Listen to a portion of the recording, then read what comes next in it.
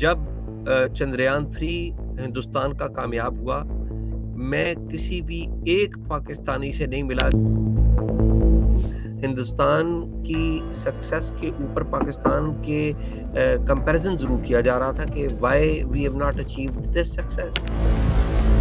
मेरे ख़्याल में आप ये देखिए कि इसके ऊपर पाकिस्तान और हिंदुस्तान के अंदर बहुत सारी बातें हम करते हैं ना कि जी बड़ी एक-दूसरे से नफ़रत पाई जाती है, बड़ा हेट पाया जाता है, हेट्रेड पाया जाता है। हेलो दोस्तों, स्वागत है आपका एक बार फिर से एक और नई वीडियो के साथ। 14 जुलाई 2023 एक ऐसा दिन था हमारे देश के लिए जिस दिन चंद्रयान 3 को सक्सेसफुली लॉन्च किया गया। उसके लगभग 40 से 41 दिनों के सफर के बाद 23 अगस्त को सक्सेसफुली सॉफ्ट लैंडिंग चंद्रयान 3 चांद पर कर पाया। सॉफ्ट लैंडिंग के बाद प्रज्ञान रोवर जब लैंडर से बाहर आया तो बहुत सारे फोटोज और वीडियो चंद्रयान 3 ने चांद के भेजे थे। उसके बाद दोस्तों लेटेस्ट अपडेट यह आया है कि चंद्रयान 3 ने चांद के ऊपर सल्फर, एल्यूमिनियम, कैल्शियम, टाइटेनियम और मैग्नीशियम और ऑक्सीजन के कुछ एलिमेंट्स अवेलेबल हैं।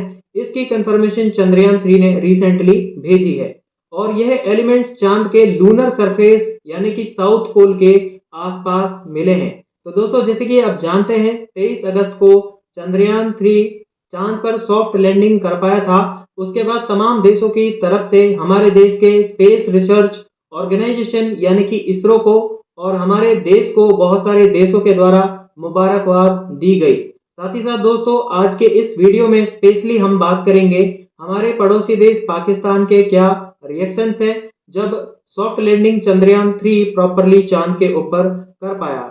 तो दोस्तों आज के इस वीडियो में हमारे साथ रहेंगे पाकिस्तान के एक मशहूर पत्रकार और वो बताएंगे कि उनके देश में हमारे देश के चंद्रयान 3 के सक्सेसफुली और सॉफ्ट लैंडिंग के बाद क्या रिएक्शंस थे, वहाँ के जो न्यूज़ पेपर्स थे, हमारे देश की जो सॉफ्ट लैंडिंग थी यानी कि चंद्रयान 3 की जो सॉफ्ट लैंडिंग थी उसको लेकर के पाकिस्तानी न्यूज़ पेपर्स में किस तरह की न्यूज़ छपी थी। तो दोस्तों प्लीज आप वीडियो को अंत तक देखिएगा, बहुत ही ज्यादा इंटरेस्टिंग वीडियो होने वाली है। बात तो ये है कि हमारे और आपके यहाँ एक ना थिंकिंग पाई जाती है, कोई थोड़ी हमारे यहाँ भी पाई जाती है, कोई थोड़ी आपके यहाँ भी पाई जाती है कि हम सारा जब हिंदुस्तान की बात करते हैं तो हम समझते हैं कि हिंदुस्तान एक एंटिटी है, उसका एक दिमाग है, वो सोच रहा है। ऐसा नहीं होता। हर सोसाइटी में मुख्तलिफ किस्म के लोग होते हैं, मुख्तलिफ किस्म की सोचें होती हैं। Yes, there are certain areas जहाँ पर एक जनरल परसेप्शन भी होती है। आप कुलदीप सुन के हैरान होंगे and I am telling you with my utmost honesty कि जब चंद्रयान-3 हिंदुस्तान का कामयाब हुआ, मैं किसी भी एक पाकिस्तानी से नहीं मिला जो हिंदुस्तान को बुरा-भला कह रहा हो। Not a single Pakistani I could meet in my circles. मैंने देखा कि पाकिस्तानी ओवरवेलमिंग थे। आप देखें कि कांग्रेचुलेट कर रहे थे, आप ट्विटर उठाकर देख लें। अच्छा, एक चीज़ ज़रूर नज़र आएगी आपको कि लोगों ने ओवरवेलमिंगली एक्सेप्शन की बात कर सकेंगे आप, लेकिन ओवरवेलमिंगली लोगों ने हिंदुस्तान को मुबारकबाद दी, कांग्रेचुलेशंस कहा। तो लोगों ने हिंदुस्तान को बहुत उसको मुबारकबाद दी, कांग्रेचुलेशन कहा। एट द सेम टाइम आप ये देखें कि लोग जो हैं पाकिस्तान में, पाकिस्तान की जो अवाम है या पाकिस्तान की जनता जिसे आप कहते हैं, पाकिस्तान की जनता हिंदुस्तान की सक्सेस के ऊपर तो बड़ी खुश थी, कांग्रेचुलेशंस कह रही थी, लेकिन at the same time Hindustan की सक्सेस के ऊपर पाकिस्तान के कंपैरिजन ज़रूर किया जा रहा था कि why we have not achieved this success. फिर पाकिस्तान की तरफ से स्पार्को का जो एक इंस्टीट्यूशन है हमारा स्पेस टेक्नोलॉजी का या स्पेस रिसर्च का इंस्टीट्यूट उसे कहते हैं, स्पार्को ऑर्गेनाइजेशन उसको कहते हैं। तो उसके ऊपर उन्होंने क्वेश्चन किए और कहा कि हम क्यों फेल हुए हैं और हम क्यों कामयाब नहीं हो पाए, हमें तो ज़्यादा कामयाबी करनी चाहिए थी, नहीं कर पाए। तो ये ज़रूर हुआ।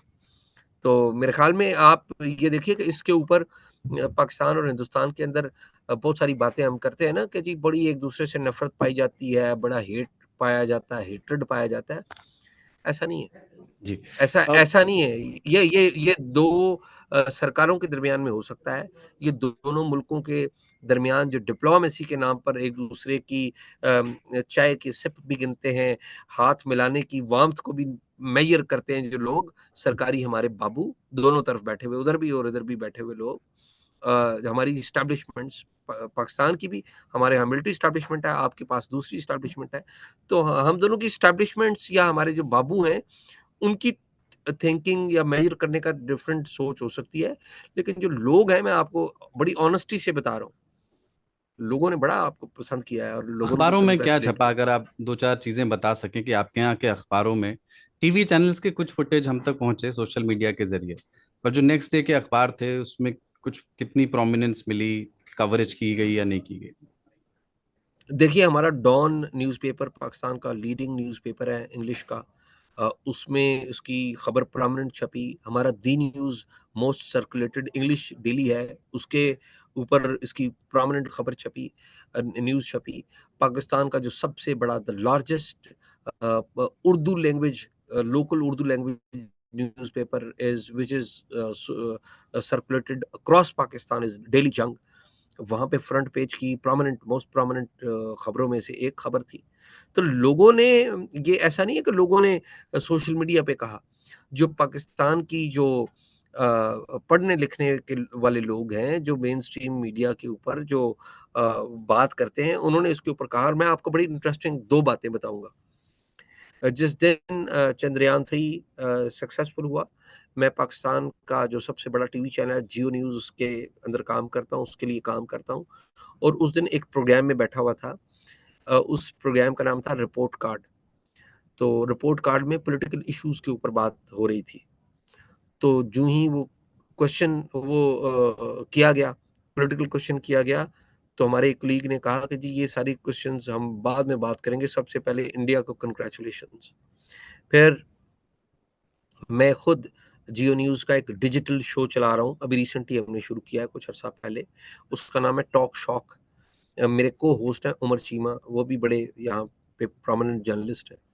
तो हम दोनों ने टॉक शॉक में स्पेशली हमने इसका चंद्रयान का ज़िक्र किया और मैंने हिंदुस्तान को और हिंदुस्तान के अवाम को कांग्रेचुलेशंस कहा। मेरे साथी वो को थोड़ा-सा ज़्यादा हैप्पी नहीं थे, लेकिन आप नीचे जाके ज़रा कमेंट्स देखिए उस प्रोग्राम के, then you will get to know कि how people are reacting and how people have reacted. जी। अच्छा, एक चीज बताएं, हम लोग को बहुत खुशी हो रही है देख के कि पाकिस्तान से इतने पॉजिटिव कमेंट्स आ रहे हैं, लेकिन क्या आपको लगता है कि ये जो तारीफें हैं, इसके पीछे एक रीजन जो है पाकिस्तान के मौजूदा हालात हैं?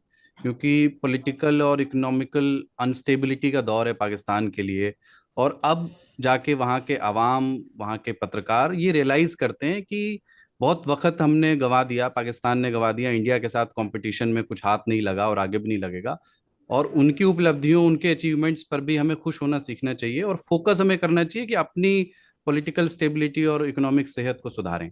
क्या इस रियलाइजेशन से ये खुशी निकलती है? देखिए कुलदीप, बात ये है कि there is no second opinion, कोई दूसरी राय नहीं है इसमें कि पाकिस्तान एक इकोनॉमिक क्राइसिस से गुज़र रहा है और पाकिस्तान का जो इकोनॉमिक क्राइसिस है, उसकी वजह पाकिस्तान में पॉलिटिकल इंस्टेबिलिटी है। पॉलिटिकल इंस्टेबिलिटी होने की वजह से इकोनॉमिक इंस्टेबिलिटी भी आती है। अब आप ये कह रहे हैं कि इसकी वजह से हिंदुस्तान की तारीफ़ की जा रही है, ऐसा नहीं है।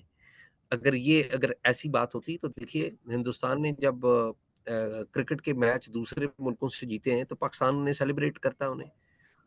आज ही नहीं कर रहा, माज़ी में भी करता रहा है। हिंदुस्तान का मैच कुछ अर्सा पहले बर्तानिया में, इंग्लैंड में हो रहा था, किसी दूसरे देश के साथ, किसी दूसरे मुल्क के साथ।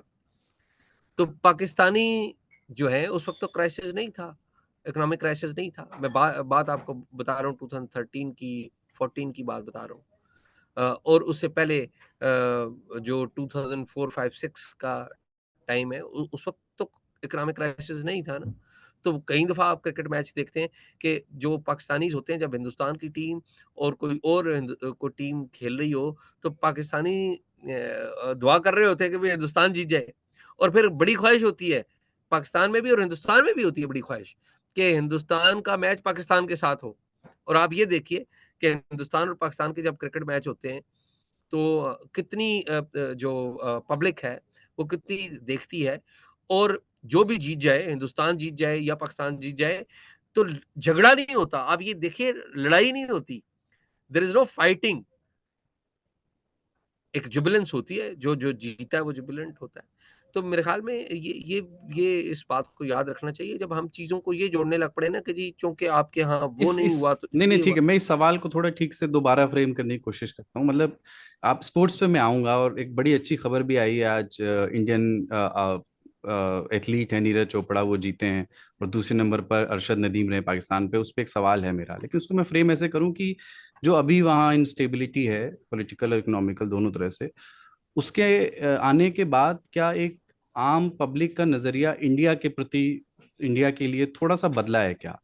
जो थोड़ी बहुत नफरत आप कह रहे हैं कि अवाम में पहले भी नहीं थी, पर अगर थोड़ी बहुत एक कंपटीशन का भाव था जो किसी भी जो एस्टेब्लिशमेंट नहीं कभी भरा और कंडीशनड हो, क्या उसमें थोड़ी सी कमी आई है? देखिए ये जो कुलदीप आप बात कर रहे हैं ना, तो थोड़ी-सी मोहब्बत, बहुत सारी मोहब्बत और उसमें थोड़ी-सी गरमा-गर्मी, ये पाकिस्तान में भी है और ये हिंदुस्तान में भी है। जी।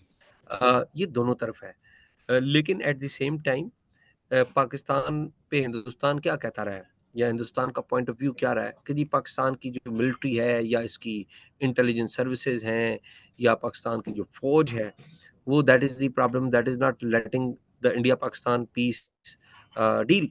और ये जो हिंदुस्तान कहता है, कोई इतनी माजी की अगर हिस्ट्री देखें तो इतनी कोई गलत बातें भी नहीं है, कोई प्रॉब्लम रही है हमारी तरफ भी और आपकी तरफ भी रही है।